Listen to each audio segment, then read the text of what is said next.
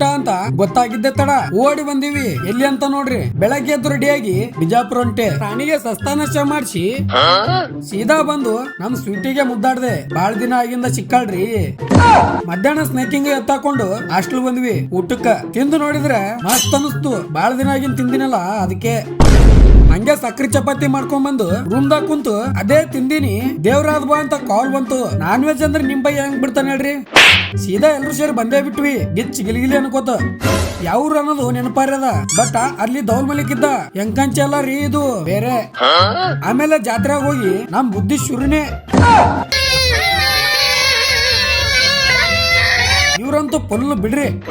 ಕಾರಲ್ಲಿ ಹೋಗೋಕಿನ ಇಂತ ಗಾಡಿದಾಗ ಎಲ್ಲರ ಹೋಗೋ ಮಜಾನೇ ಬೇರೆ. ಮಿಸ್ಟರ್ ಪರ್ಫೆಕ್ಟ್ ಹಿಂಗ್ ಕುಂತ್ರೆ ಅಣ್ಣ ನೋಡ್ರಿ ಅಲ್ಲೇ ಜಾದೂ ಸಿಕ್ಕ. ಆಮೇಲೆ ಶಿಸ್ತ್ ಹಾಕಿ ಕೊಟ್ರು. ನಾನು ಗಿಚ್ಚಿಗಿಲಿಲ್ಲ ಅನ್ಕೋತ ಸಪ್ಪ ಸೆಟ್ ಮಾಡ್ದೆ.